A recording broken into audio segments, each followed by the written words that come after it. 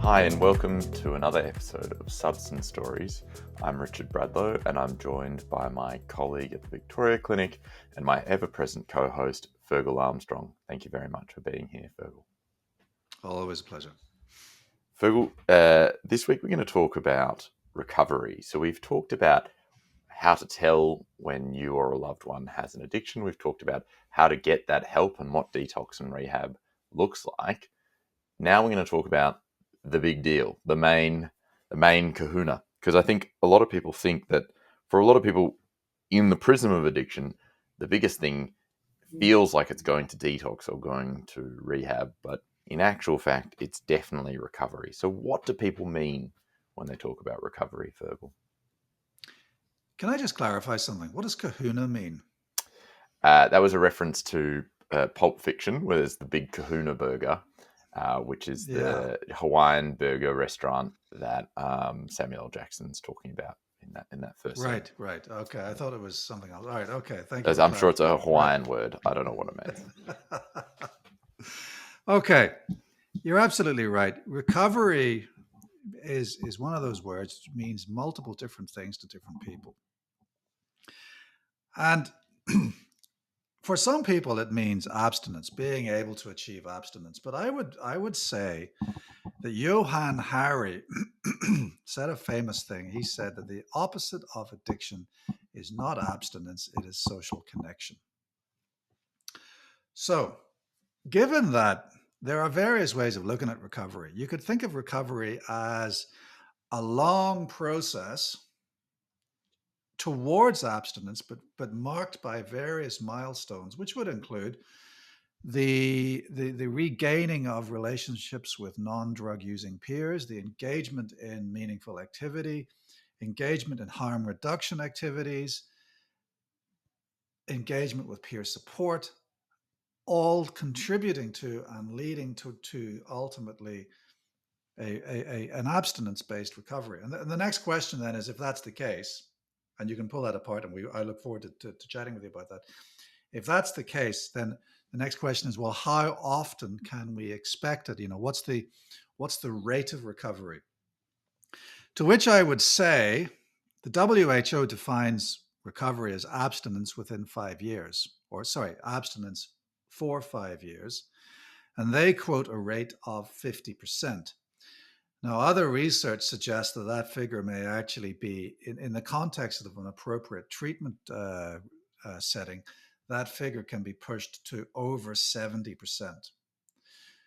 So I can look people in the eye and say, recovery, defined as abstinence for more than 5 years, is not only probable, I've just ruined that. It's not only possible, but it's probable. Yeah. To me, recovery is, we define addiction by its impact on our life, on our social life, on our physical health, on our professional life. And recovery is regaining those. And we also define addiction by its impact on our ability to control our behavior, and recovery is regaining control of our behavior. So for a lot of people, the only way to regain control of their behavior is through abstinence. But I am very open to an individualized basis of what recovery is. When we talk about recovery, how do people achieve recovery, Virgil? So I've gone to detox, I've gone to rehab, I'm sober, I would like to remain sober. How do I do that? Yeah, that's $1 million question, isn't it? It's really easy to quit. I've looked after patients who have quit many, many times. But staying quit, that's the hard thing. Look, there are various ways that I look at this. First of all, there's research from David Best that demonstrates that there are 2 key features that will give you a flourishing recovery. That is spending time with non-drug using peers and spending time in meaningful activities, or engaging in meaningful activities. That's usually a good starting point. And I think it's a very useful way of thinking about function and thinking about therapeutic engagement. So if we go back to function, spending time in meaningful activities, for a lot of people that could be volunteering or even work. And if you're working, you're paying taxes. So again, going back to the first question, what's the definition of recovery? One of my definitions is actually paying taxes. That's Um, a you know, what greater functional improvement can you demonstrate than actually, yeah. giving your hard-earned cash to the government? But so that's functional. That's engagement and meaningful activity. And then the question then becomes, well, what's meaningful activity? And it's different things to different people. But then the other side of that coin is the engagement with non-drug using peers. So that to me means engagement with therapeutic communities, engagement with 12-step programs, smart recovery programs, Mm. counselors, AOD treatments, etc. So engagement is a key feature of how you actually achieve recovery. Yeah. Look, any recovery plan that I put forward has a few key tenets. There should be pharmacotherapy if effective pharmacotherapy exists for your particular addiction. There should be a form of addiction therapy. I don't care if that comes from a counselor, a peer worker, a psychiatrist, a psychologist, a medical specialist. There should be a peer group, Smart Recovery, AA, NA. There should be return to meaningful activity in your life, which is what you talked about, work, volunteering, and there should be um, a lifestyle that is conducive to maintaining a sober Aha. life. And so, You what sort of said you said the word lifestyle. yeah? So, what for you, Fergal, would be a lifestyle that is conducive to maintaining a sober life? So in my practice, I advocate for a lifestyle for optimizing ourselves, being the best version of ourselves. You're not trying to be someone different. You're trying to be the best version of yourself. And there are six key principles, which I call and which have been termed the six pillars of lifestyle medicine. And I remember these pillars as the three F's and the three S's. So if we go through the three F's first, so it's the feet, the fork, the fingers. So the feet, exercise. There is a direct correlation between how fit you are and how resilient you are. You need to be doing exercise. You need to get moving and keep moving.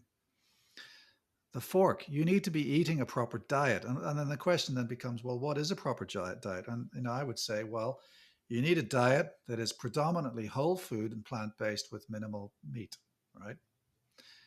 So that means anything that goes ding, or anything you rip a lid off, or anything you take out of a packet is junk food, right?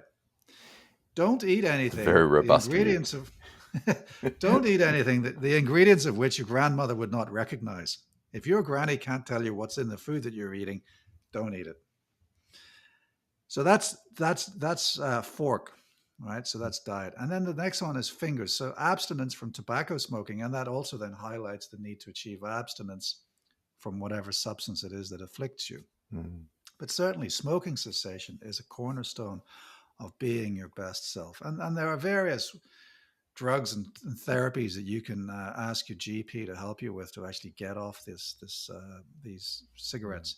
And doing so will actually not only improve your health, but it will also make your recovery from substance use easier. There is evidence that smoking cessation makes recovery from substance use Mm. much more likely.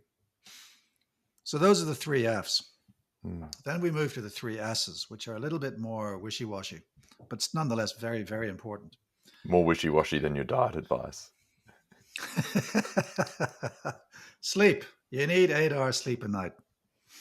If you're not sleeping 8 hours a night, you are you're not setting yourself up to succeed on many, many levels, which if we have time to go into, we can go into.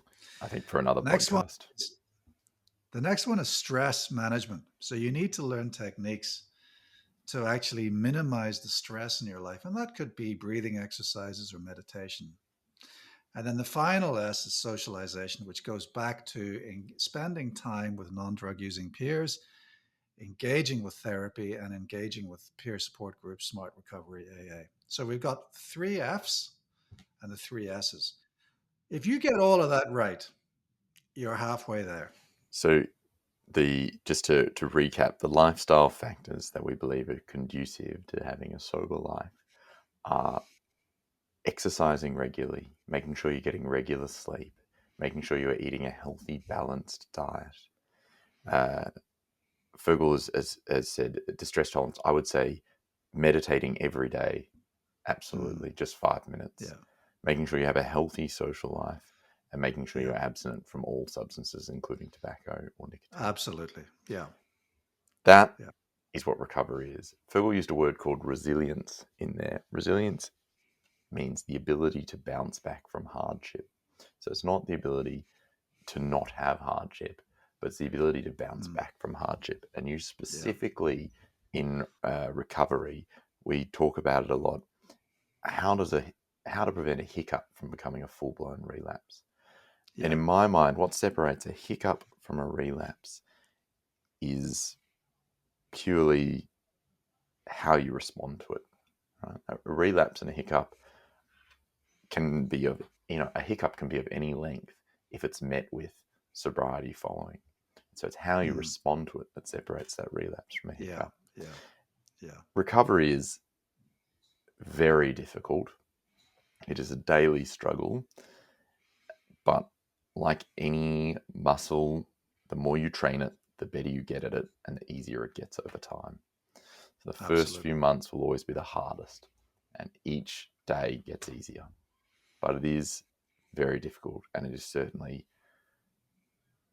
not given enough attention to when people are planning their recovery plan. There's one final thing I want to say about recovery, and that is there are no lone rangers in recovery.